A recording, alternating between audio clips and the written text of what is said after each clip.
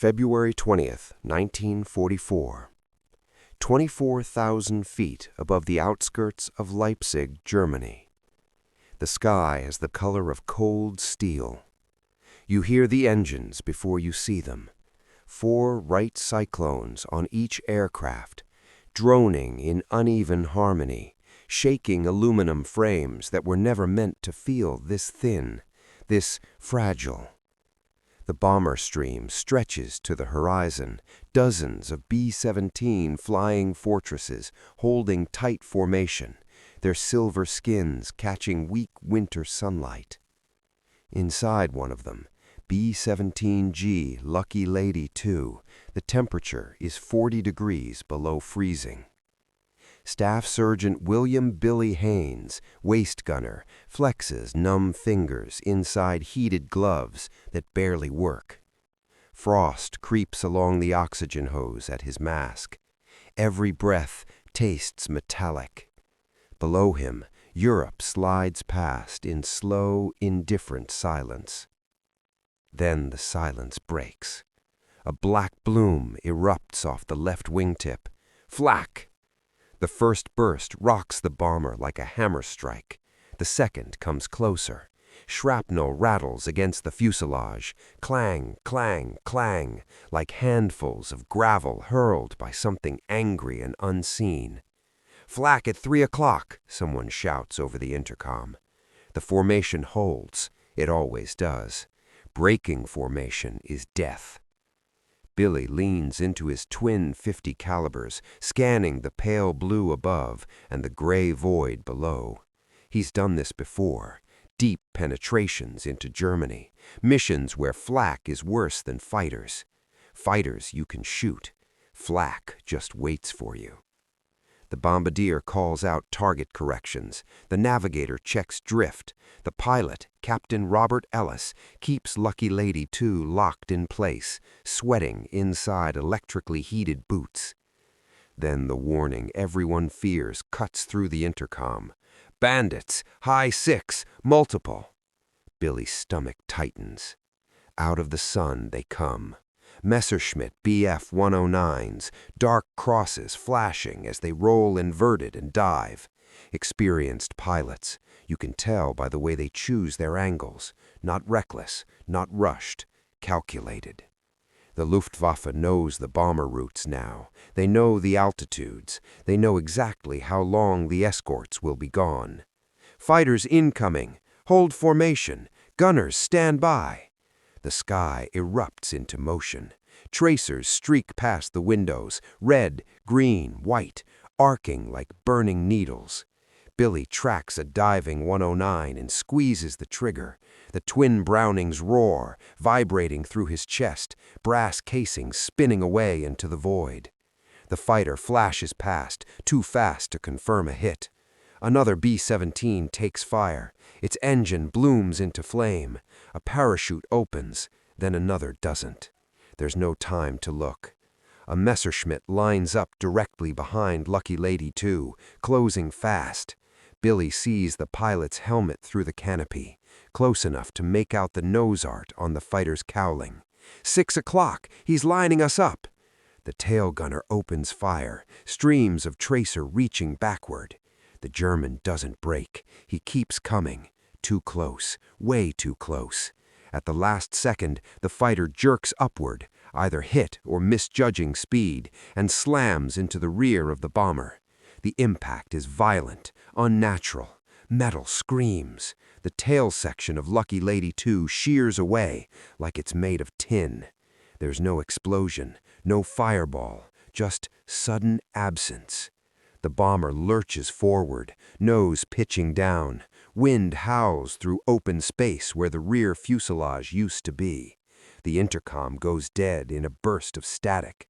Billy is thrown backward, slamming against the fuselage wall. His guns wrench from his grip, then swing back on their mount as the aircraft enters a steep dive.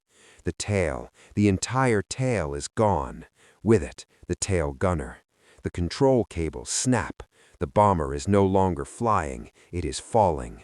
Captain Ellis fights the yoke, but it spins freely. The elevators are gone. The fortress becomes a wounded animal, tumbling, engines screaming at overspeed.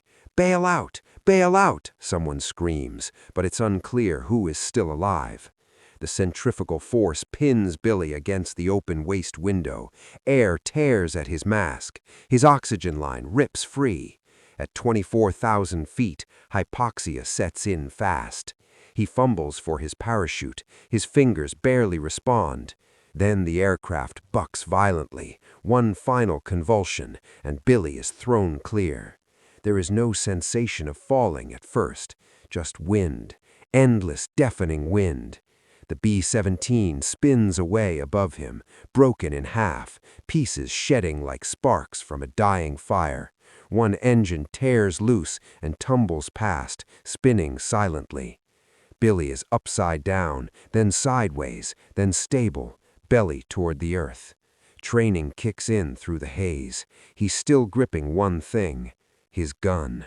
One of the waist-mounted .50 calibers, torn free but tangled in its ammo belt, is still in his hands. Below him, a Messerschmitt pulls out of its climb. The German pilot sees him. A man, falling, still alive. The fighter banks closer. Billy's vision narrows. His chest burns. The ground is impossibly far away. But instinct overrides reason. He pulls the trigger. The .50 caliber barks, short, violent bursts, muzzle flash strobing in open air. The German pilot doesn't expect it. No one does. The Messerschmitt jerks sideways. Not a clean break, not a perfect evasive roll. It stutters just for a fraction of a second. But in aerial combat, a fraction is everything. Billy Haynes is still falling. The wind hammers him so hard it feels like fists slamming into his ribs. His goggles are gone. Tears stream from frozen eyes he can barely keep open. Every breath burns, shallow and useless, his lungs screaming for oxygen that isn't there. And yet, his hands are locked around the grip of the .50 caliber. The recoil nearly rips it from him. Firing a machine gun while free-falling isn't something anyone trained for. Each burst spins him slightly, twisting his body as empty shell casings and loose links scatter into the sky. But the tracers fly true. One line of fire walks across the German fighter's fuselage. Another snaps past the cockpit. A third, by pure luck or something else, punches into the engine cowling. Smoke erupts from the German nose. The German pilot breaks away hard, rolling and diving, abandoning the kill he thought was already dead. He disappears beneath the cloud layer, trailing a thin gray scar across the sky. Billy doesn't watch him go. His world is collapsing inward. The cold is no longer sharp, it's distant. His arms feel heavy. The gun begins to slip. The ammo belt, still attached to nothing, whips wildly, striking his leg. Below him, the ground slowly grows larger. He remembers the drill. Count, check, pull. But time feels wrong, slowed, stretched. At this altitude, free fall lasts longer than your mind expects. Too long for panic, long enough for thoughts to wander. He thinks of Texas heat, of his mother's kitchen, of the first time he fired a rifle as a boy and laughed at the kick. The earth spins, clouds rush up like a white wall. Billy's fingers finally loosen. The .50 caliber gun tears free, tumbling away end over end, disappearing beneath him like a discarded anchor. His right hand finds the ripcord of the parachute.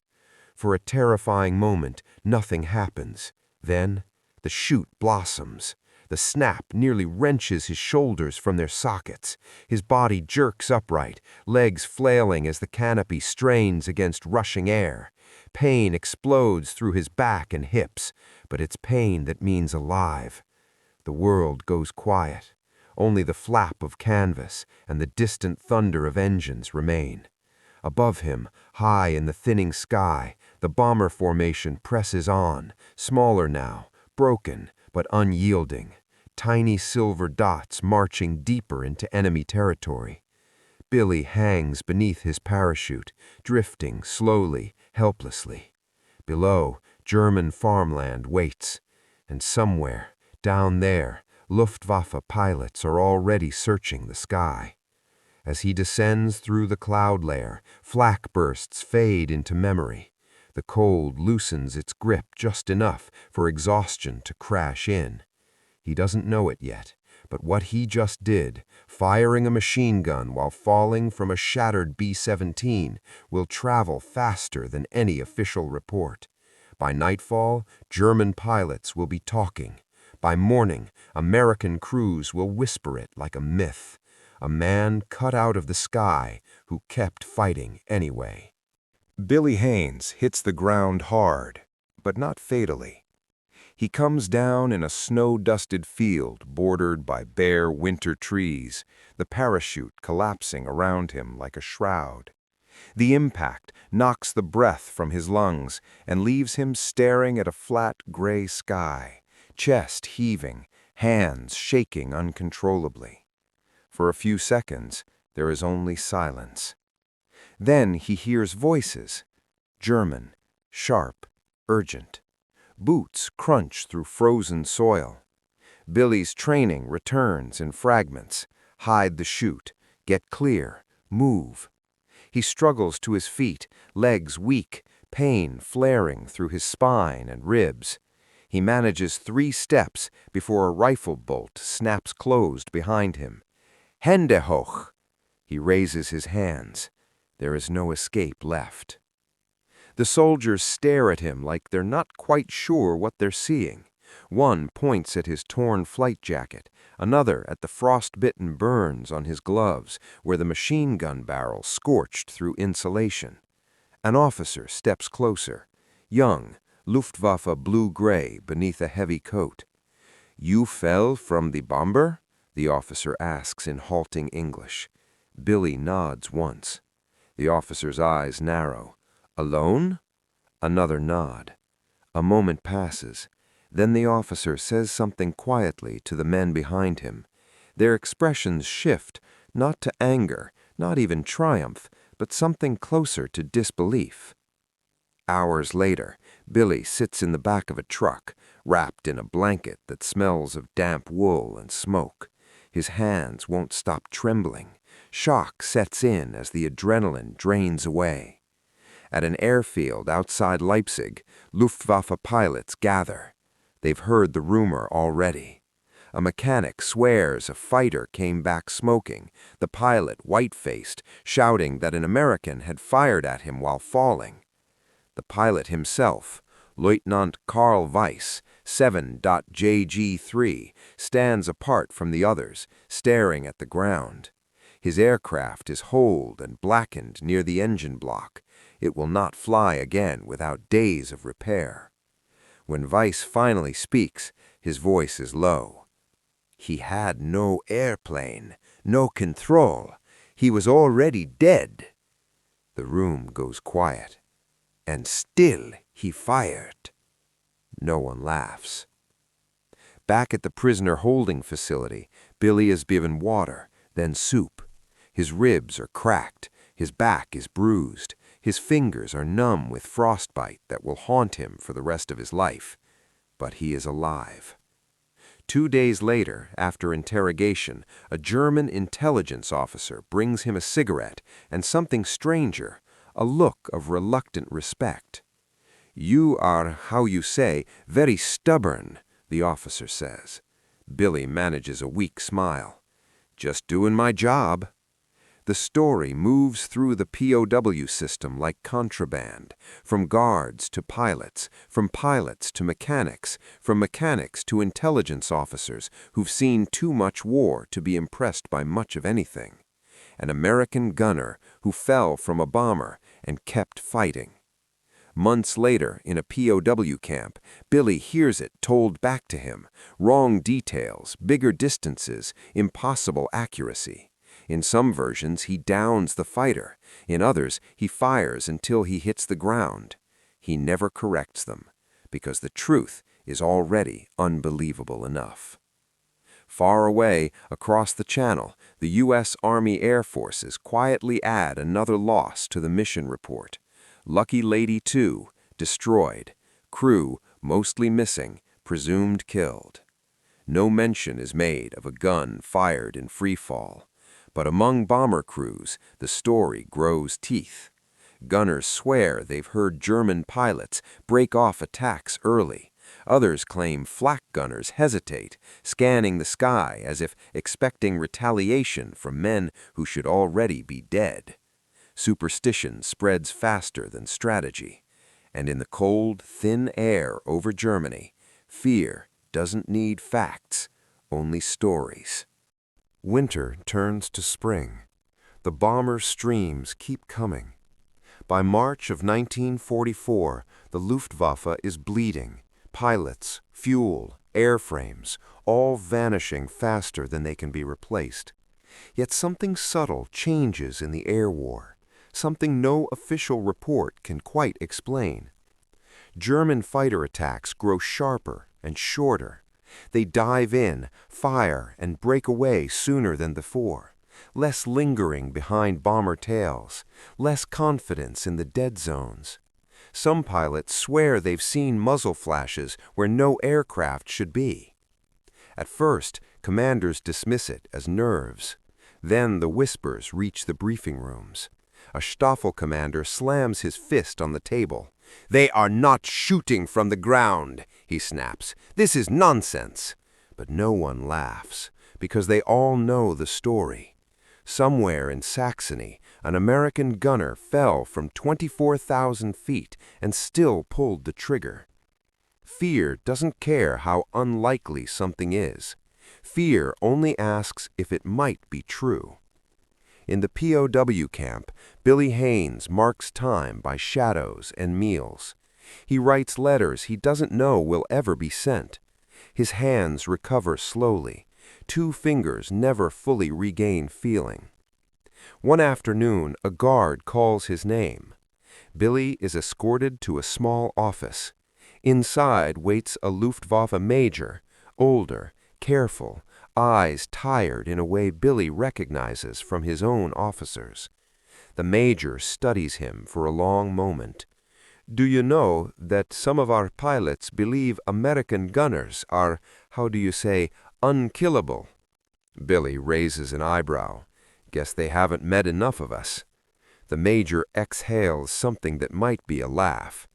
"You did something," he says quietly, "something that will stay with men long after this war ends." Billy thinks of the tail gunner, of the moment the aircraft tore itself apart, of the sound the wind made as it took everything away. "I didn't do anything special. I just didn't want the last thing I did to be nothing." The major nods, as if our answer confirms something he already suspected. By summer, Allied fighters roam freely over Germany. The escorts no longer leave early. The Luftwaffe retreats into desperate climbs and head-on attacks. The age of the flying fortress's worst fear is ending, but the legend remains. After the war, Billy comes home thinner, quieter, older than his years.